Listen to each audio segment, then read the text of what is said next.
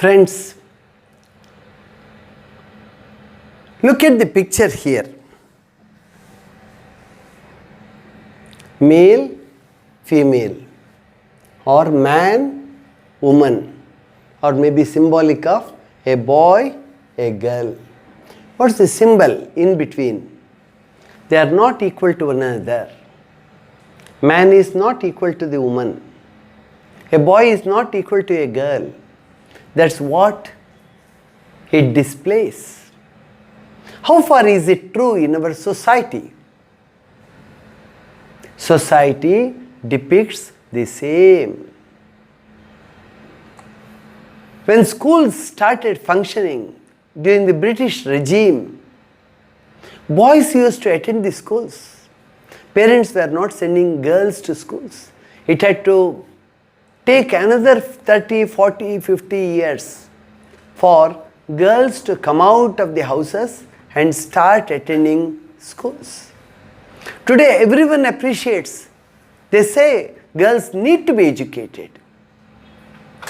But do they promote their higher education after SLC?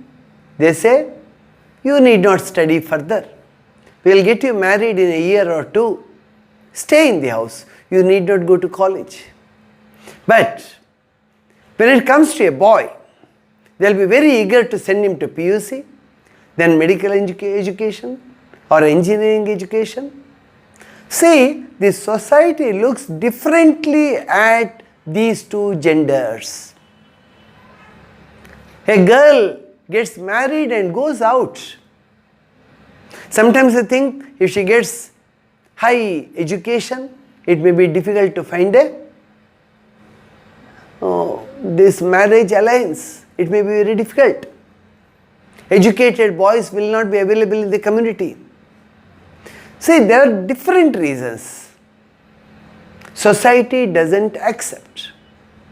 But slowly over years, 10 years, 20 years, 30, 40, 50 years, there will be dilution of these thoughts.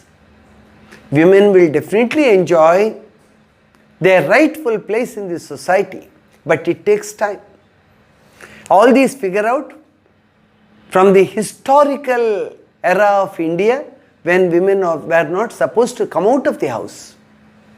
Maybe the invasions of different sects, different people from different parts of Eurasia might have been one of the reasons. People might have felt women are not safe. So take care of them, see that they are secure, keep them inside the house. Okay, here we are going to learn about the stratification in our society, social stratification. What are strata? Strata are levels. People living at different levels. We don't consider all are equal. Our constitution declares all Indians, irrespective of sex, that's gender, class, caste, we are all equal. But when it comes to the actual tryout, practice, it is not the case. Society has to undergo reformation. On what all basis do we have stratification? Society is divided into different strata, levels. Some strata are considered to be high, some are considered to be low. So dividing the society into different strata or getting the society stratified based on gender, caste, profession, class and race is what we call as social stratification. Certain jobs are considered to be very important. They are respected. Certain other jobs, oh, he does that. Is that the job he has taken up, he is poo-pooed. He is not given that importance. Usually, medical, engineering professions are given lot of priority over other professions. Oh, he is a doctor. Oh, great, great. Somebody is a mason. Mason, he could not study and go into higher education. Did he fail at SLC? What happened? See, society looks at him from a different angle. How much one has studied? Is he a postgraduate, a graduate, a mere SLC? All these count a lot. If he has not gone to school at all, he is not regarded at all. So people are stratified based on gender, caste, profession, class, then race. All are important. This is what you call a social inequality. In spite of insisting on equality, we have inequality amongst us. Everywhere you find inequality. Some are wealthy, some are too poor. They don't get a square meal a day. Wealthy are there, they get nutritious diet, they enjoy, and their BMI will be very high, body mass index. They cannot walk properly, to that extent they eat. There is another section. See, the wealthy, the poor. Everywhere you find, we'll move ahead, social aspects. See, income sources. Some have high income, monthly income. Education, how much he has studied. Caste, professional opportunities. What opportunities does he have in the society? What jobs can he pick up? Recognition, how does the society recognize him? Some jobs are treated with respect, but some are not. Recognition, status, high status. Oh, he is an MP, he is an MLA, he is DC. Oh, he is respected a lot. Status. He too is a citizen of the country, just as we are all. We are all equal. Maybe he is playing the role of the DC, let him play it. I may be just a farmer, but even a farmer contributes to the economy of the country. He has to be regarded. He has to be placed at a high position. He has to be respected. Third one, social services sectors. Public health. In public health too, what role does he play? Education. If somebody gets educated, he will have a higher status. If he maintains good health, the society looks at him in a different way. If he is sturdy, well built, yeah, he has a status. Social security. How about the social security they have? So ministers are given all the security. How far are we secure? As a common citizen, am I secure in this country? Yeah, it counts. Maybe we are secure, or some may feel we are not secure. If you are in an urban area, you may feel I am not that secure. In villages, in remote villages, you may be absolutely secure. Okay. Wealth gets assimilated in the hands of a few. Government doesn't plan it out. Government wants equal distribution of wealth among the citizens. But what happens? Due to this setup, automatically money will go into some pockets. Money or food doesn't get distributed in a proper way. There are various reasons for that. The government doesn't intend to do that, but it happens. It happens. We will not go into details. That's why in the country you have a section who are considered as very rich. Maybe they are a very small section. Then you have the people who are very, very poor, have-nots we call them. Then you have the middle class, a big middle class. So this is how the society has got set up itself. Education leads to equal opportunities. So what do learned people say? Give education to all. Let every child have compulsory education in the school from 6 to 14. Once a citizen gets educated, he knows his responsibilities. He understands the society that surrounds him well. He can know what provisions are there in the constitution for his welfare. Then the very objective that will take shape in his mind about the society and well-being will be different. Everyone has to get educated. The minimum required education has to be provided for all. Say up to 10th standard. Everyone should get educated. All the people of the country have to get that minimum education that's required, because they are the voters of tomorrow. They will be voting in the elections. They should know what is right and what is wrong. They are the people who choose the government. If the people are right, if they move along the right path, they will get the right kind of government. They get what they deserve. But when they don't have education, it may be very difficult to think and vote. And people have to be active participants in the running of the government. They cannot vote and forget everything for the next 5 years. They should be alert.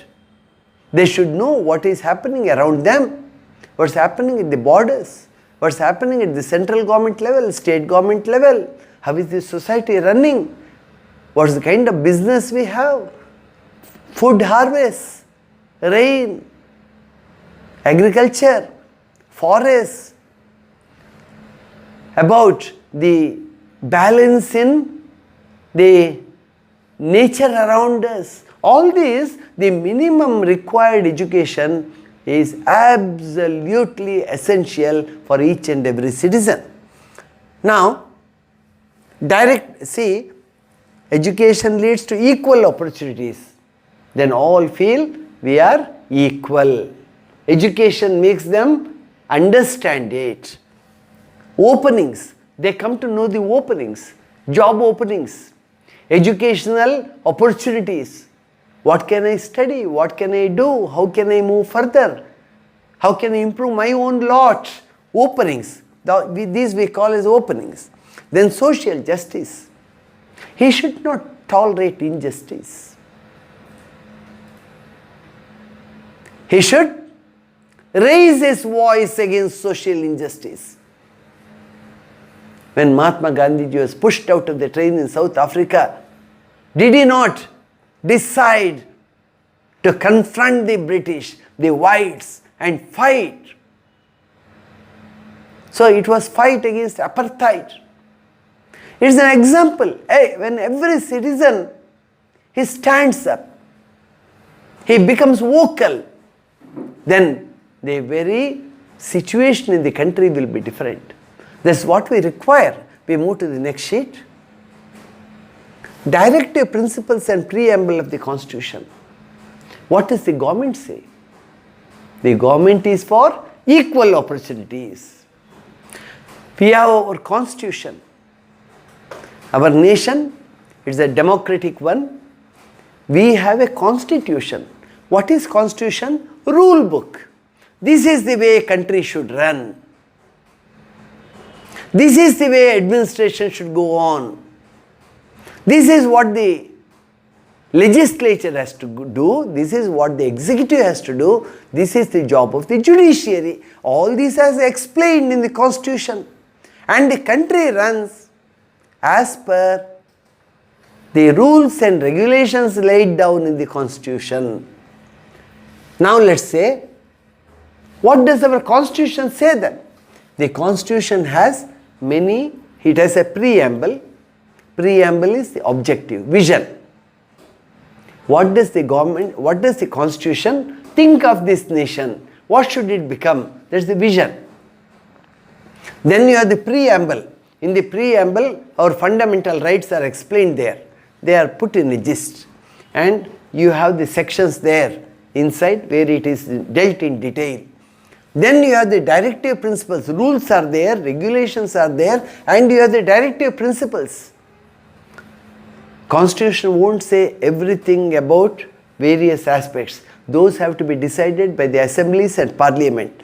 Time to time, they have to take decisions. Only directions it gives. It says, the nation, its objective is universalizing education. How are you going to universalize education, give education to each and everyone?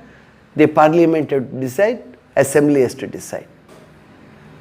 We have chosen a democratic form of government, but how should it function? The parliament and the elected governments at the states, they decide. Agricultural output should increase. How should it increase? The assemblies and parliaments, they decide, parliament decides. See, that's what you call as directive principles. They are directions to the parliament and state assemblies to function. See, prohibition in the country. Alcohol has to get prohibited. That's what Gandhiji wanted. Even our constitution says it. Go for prohibition. But it is step by step you have to move towards that.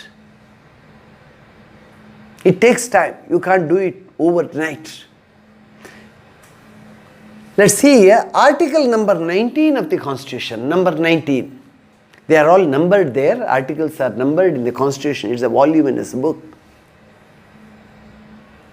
And it was Bhimrao Ambedkar, Dr. B.R. Ambedkar, who was the helm in designing the Constitution. The Constituent Assembly was there. For days and months they sat and they came out with a wonderful constitution for the country. And Dr. B.R. Ambedkar, who always believed in the equality of man, he was instrumental. He played a major role in designing the entire constitution. That's why we call him as father of Indian Constitution. And Mahatma Gandhiji, he was a firm believer in equality of people. He was a firm believer in prohibiting or scrapping untouchability in the country. He never believed in caste system. He is the father of our nation. So Mahatma Gandhiji and Dr. Ambedkar, these are two great insignia whom we always respect for the role they played as far as the freedom and the constitution of our country is concerned. So what does Article 19 say? Look at each of these articles from the point of view of equality of man. That's what we are learning here in this lesson. Right to speak and right to express one's own opinion. It is a fundamental right. What's the fundamental right? You are empowered with that. No one can deny that. No one can come and stop you from talking, speaking. You can always express your opinion. You have a right. Your constitution has given you the right to speak and express what you want. That's why we say everyone has to get educated. The basic education he requires. So that's a fundamental right. Article 21, school education, it declared school education a basic right. When the British were here, it was optional. You send your child to school or don't send, it's left to you. No one compels or forces you. But now, we are a free country, government insists. If a child doesn't come to school, the teachers go to the house of the child and somehow appeal to the parents and convince them that the child should be sent to school. They cannot say, oh, it's a girl child I keep in the house, I don't want to send. Then teachers will go and convince him, it's not the case, you have to send. Even though she is a girl, she is going to take a very important role in running the family tomorrow. She needs education. To take up a job or not, it's left to her. But the required education she should get. So school education became a basic right. Who gave it? Who made it a basic right? The Indian Constitution by article number 21. 21A. When we put A, B, C like this in front of a number, it means it's an amendment. The rule was there, some amendment was brought, some change was made in the rule, then we call it as amendment. Parliament brought about an amendment for 21, Article 21, that was called as Article 21A. Okay, amendment means correction or change. Some omission or commission is made, that you call as amendment or redraft sometimes. Free and compulsory education for all children between 6 and 14 years, Article 21A. All these came up later, not when the Constitution was formed. Later on we felt it has to get the legal impetus, no? It has to get the strength. To give it the strength, you have to make an amendment here. All the children in the age group 6 years to 14 years should be in the schools. Government schools or private schools or unaided schools, whatever it be. They should be attending the schools and they should be getting the required education. Free education. In case some are rich, they can send them to private schools, that's different. But in government schools, the education is free. They are given free food. They are given notebooks, textbooks, uniform dress. Everything is given. Not a pie is collected by the government school. What for? Because the education has been made free. People may be in a position to pay or may not be in a position to pay, but everyone has the right to admit the child to a school and get him educated. Compulsory. No one can opt out. Education for all children between 6 and 14. Remember the years. 6 years is the age when the child gets admitted to standard first. Add 8 years to that. 6 plus 8 is 14. Up to 8th standard, education is free. Now there is a proposal that even 9th and 10th standard education should be made free. So up to 14 years, children should get free education. Article 29, protection of cultural rights of minorities. Minorities should say, we have a culture, we have a pattern, we have some festivals, we have some language of our own, we have our dress, we have our dances, we have our culture. With this common education, uniform education throughout the country, our minority may lose its status at all. No, the government says, we like to preserve your specialities. Every minority group should preserve its culture. We don't want to disturb it. The unity of India lies in its diversity. All what is traditional, old, it has to be preserved. It is the strength of India. Article 30, establishment of minority educational institutions. Certain groups in the country, certain religions in the country, they may be minor groups. To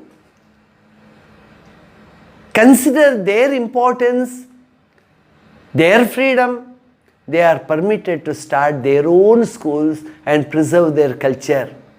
Say Christians, they open their own schools, Christian minority schools. Muslims are also permitted to start their own schools where Urdu turns to be the medium. They can have minority schools. Jains have their minority schools. They are in small numbers. Instead of sending their children to some other school, they can have their own school. But the general pattern of education, the number of years the child has to be in school, these are uniform for the entire country. You cannot make change. When it comes to 10th standard examination, they can't have a separate 10th standard exam. It will be a common examination. But children can be trained. They can see that whatever is special to their community or religion is preserved by having their own schools. Article number 39, social justice. People should get justice. All are equal. All are equal. It is declared. Social justice is paramount. All the people of the country should be able to enjoy justice. They are all the people living here. They should have safety. They should have protection. They should be able to take up the kind of job they want and run their life. And people's welfare. What is it aimed at? Why social justice? We want all the people to prosper. Build up your lives. Build up your future. Duty of the state government. It was made the duty of the state government. Constitution made all state governments, Karnataka state government, Maharashtra state government, Andhra state government, Telangana state government, Tamil Nadu, Kerala. Each state government should plan out and go ahead with what is required to provide social justice to people. See, hotels are there, scheduled caste people are not allowed in. They are given tea in coconut shells. I have seen, nowadays you don't see, because the government has a very strict regimen now. The hotel keeper will get arrested. When we were children and going to school, I used to see in some hotels, if the scheduled caste people come and stand there for tea, they have to stand outside, they can't enter the hotel. With bent backs, they stand like this. They will have coconut shells in their hands, and the hotel keeper or the server boy will come and pour tea into that shell. He will not touch them. He will not touch the shells too. And as they go, they keep the shell somewhere and go. Next day they want to know. See, this is social injustice. It is not tolerated in free India. You can't say in a bus, oh, you belong to a SC, you are untouchable. Don't sit by my side. You can't say. You are equal. We are all equal. We are the children of Bharat Mata. We belong to one community, one religion, one state. There can't be difference from person to person. When in 1920s, 30s, Harijans were being made to sit in a separate bench at the back of the class. The teacher never went to them to correct the slates. They used to hold the slate like this. Notebooks were there. After writing, they used to hold. Teacher used to just stand at a distance of 2 feet and see whether it's right or wrong. Even with chalk piece, he will not touch their slate. See, this is social injustice. Can we practice that now? Government doesn't allow. If somebody practices, they'll be put in handcuffs and thrown into jails, because we believe in social equality. Article 46, support to the education of scheduled castes and scheduled tribes. See, there is a separate article in the Constitution, article number 46. It says, pay the required attention for the education of the SCs and STs. See, nearly half the population of the country, they come under SCs, STs and backward groups. They can't be totally ignored. Then you are ignoring half of India. They have to be given education. Everyone has the potential, provided you provide the opportunity. Provide the opportunity, they bloom. They bloom